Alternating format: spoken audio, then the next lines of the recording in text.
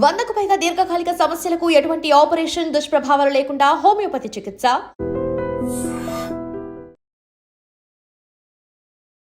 Hit and run బాధితులు.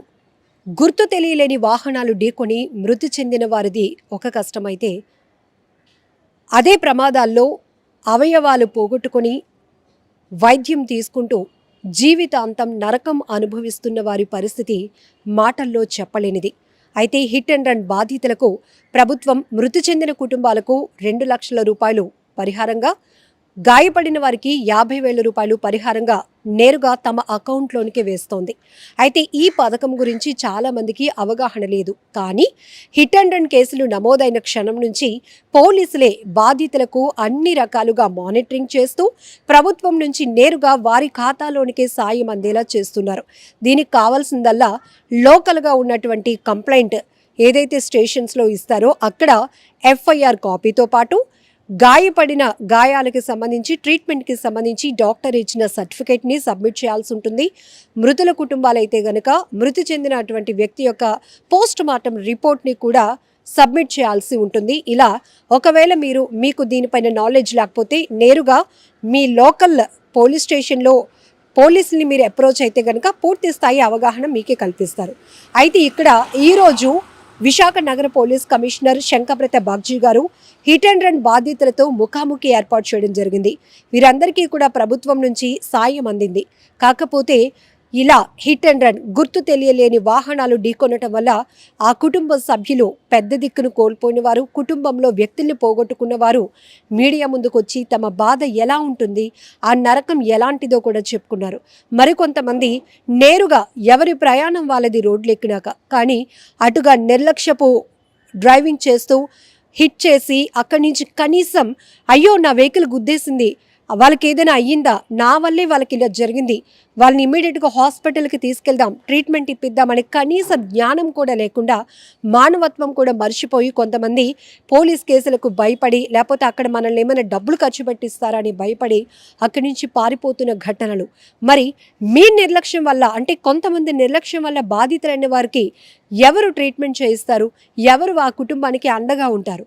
అందుకోసమే ఇలాంటి హిట్ అండ్ రన్ బాధితులని దృష్టిలో పెట్టుకుని ప్రభుత్వం ఈ కొత్త పథకాన్ని తీసుకొచ్చింది.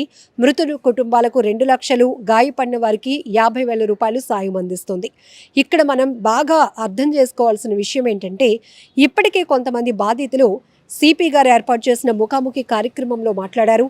తమ ఆర్థిక పరిస్థితి అంతంత మాత్రం, మేమేదో జాబ్ పర్పస్లోని వెళ్ళాలనుకుంటున్నాం, లేకపోతే వేరే ఊరు వెళ్తున్నాం, ఏదో వెహికల్ వచ్చి స్పీడ్గా మమ్మల్ని హిట్ ఇచ్చేసి వెళ్ళిపోయింది, కనీసం ఆపడం కూడా ఆపలేదు, గోల్డెన్ అవర్ అంటారు.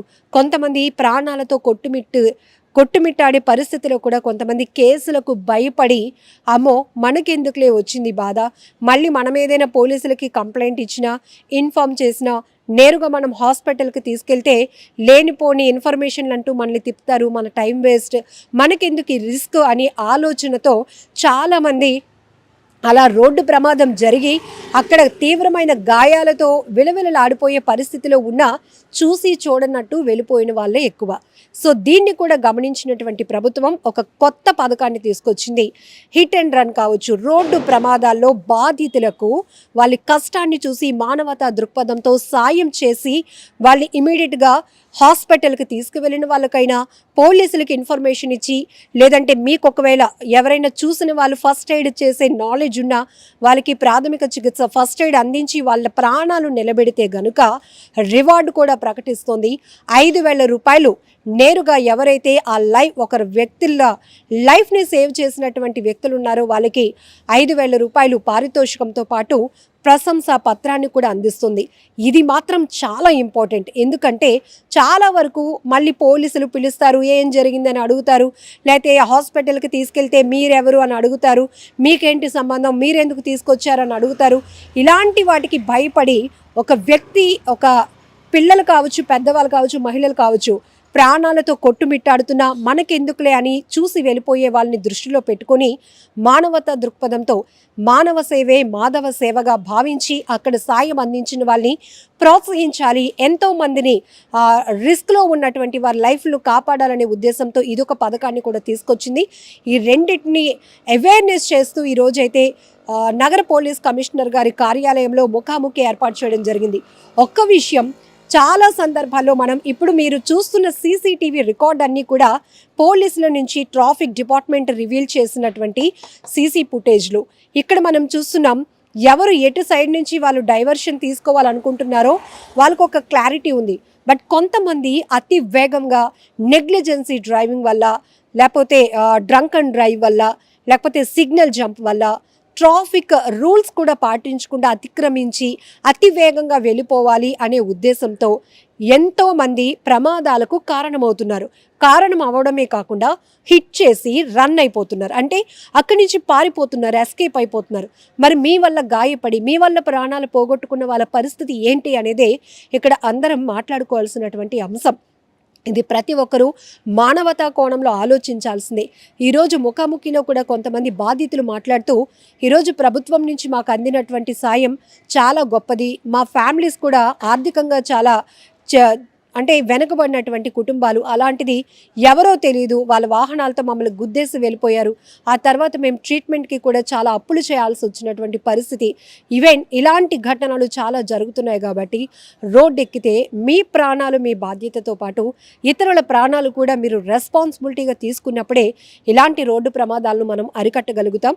హిట్ అండ్ రన్ బాధితులు ఇంకెవరైనా ఉంటే లోకల్గా ఉన్నటువంటి మీ పోలీస్ స్టేషన్లో మీరు అప్రోచ్ అయ్యి ప్రభుత్వం అందిస్తున్నటువంటి సాయం గురించి మీరు పూర్తిగా డీటెయిల్ తెలుసుకోవచ్చు. వాళ్ళు కావాల్సిన డాక్యుమెంటేషన్స్ కూడా మీరు సబ్మిట్ చేసి ప్రభుత్వం అందిస్తున్న సాయాన్ని కూడా పొందొచ్చు. అలానే ఎవరైనా రోడ్డు ప్రమాదంలో ప్రాణాలతో కొట్టుమిట్టాడుతుంటే ధైర్యంగా మీరు వెళ్ళి సాయం అందించవచ్చు. ప్రభుత్వం నుంచి పారితోషికాన్ని, ప్రోత్సాహాన్ని కూడా అందుకోవచ్చు.